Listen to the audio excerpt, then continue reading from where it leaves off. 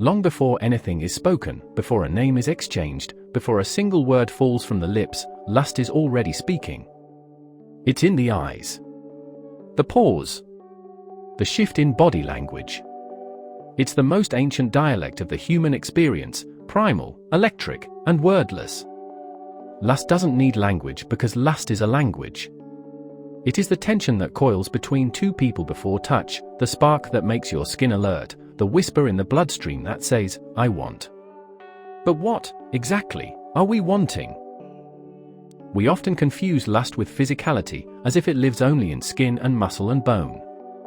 But lust goes deeper, or perhaps more accurately, lower. It bypasses the rational brain, short-circuits our emotional regulation, and goes straight to the seat of impulse. Lust is not necessarily about love, or even about sex.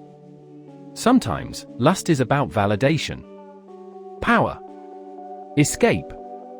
Sometimes it's about being seen, not for who we are, but for how we make someone else feel.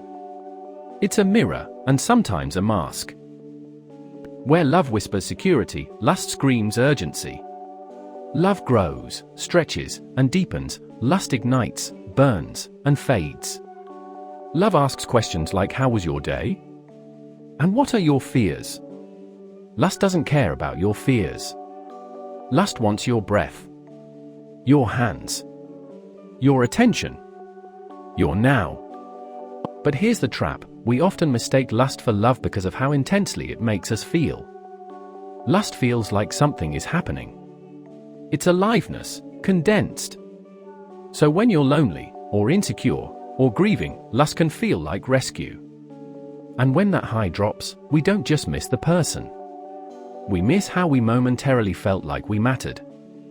Lust doesn't speak in paragraphs. It speaks in flickers. The glance that lingers a half second too long. The inch closer in a crowded space.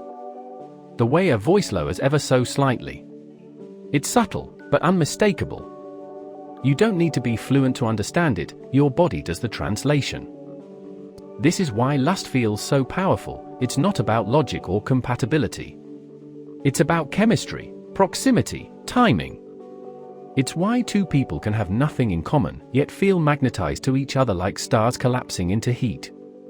And it's why people often feel confused afterward, because the moment felt like truth, even if it was just impulse. Not everyone speaks the language of lust with the same intention. Some speak it to connect. Others speak it to control. The ability to arouse desire can be intoxicating, not because of what it promises, but because of the power it grants. And many learn to weaponize that power. We've seen this in everything from advertising to manipulation in relationships. The performance of desire, lips parted, gaze intense, the curated Instagram photo, becomes a way to wield attention like currency. In a world addicted to being seen, lust becomes a shortcut to visibility. But being desired isn't the same as being loved. Being wanted isn't the same as being safe. And this is where many get caught. In relationships born from lust, they find themselves starving emotionally. Because lust may pull two people together, but it doesn't teach them how to stay. One of lust's most dangerous tricks is how closely it mimics intimacy. It can feel like connection, like closeness. But it's not built on vulnerability, it's built on projection. We project our fantasies onto someone else, and they do the same to us. We don't fall for them, we fall for what they allow us to feel about ourselves. This is why lust is often strongest with strangers, with people we don't know well. Mystery fuels desire.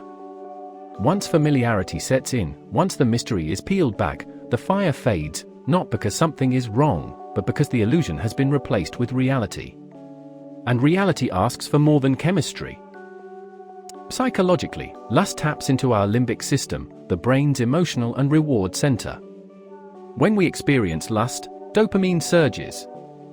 We feel alive, excited, important. It's why people can chase lust the way addicts chase a high. It promises transcendence, even if fleeting. But it also bypasses the parts of the brain responsible for long-term thinking and judgment. That's why people say things like, I don't know what came over me. Lust did. It also taps into childhood patterns. If you grew up craving attention or feeling unseen, lust can feel like medicine. It can feel like being chosen, like mattering.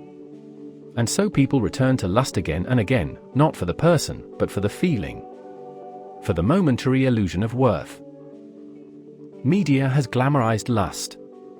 Movies are drenched in it. Music pulses with it. Advertisements drip with it. We are taught from a young age that desire equals value. That to be desired is to be successful. That to be chased is to be important. And so, we learn to become desirable, often at the cost of authenticity. But what happens when the performance ends? When you're no longer curating the perfect image? Lust fades, and the silence that follows can feel like rejection, even if it was never real to begin with. That's the danger of tying your self-worth to how desirable you appear. Eventually, the lights go off. And what's left is you. Not all lust is bad. When mutual, respectful, and rooted in honesty, lust can be liberating. It can wake up dormant parts of the self. It can remind you that you're still alive. It can be playful, passionate, and even healing. But the key is awareness. When you know what you're chasing, and why, lust becomes a choice, not a trap. In healthy relationships, lust is one of many languages spoken. It's not the whole story, but it's a beautiful chapter. The problem is when we build a house on it, thinking it's a foundation. Because lust burns hot, but it rarely lasts. The language of lust is primal and powerful, but it is not truth, it is signal. It tells us what we want, not always what we need. And sometimes, the difference between those two can change a life. So the next time you feel the rush, the pull, the unspoken voltage of desire, ask yourself, is this real connection? Or am I just chasing the feeling of being wanted? Because in a world obsessed with being seen, we must not forget how to see ourselves.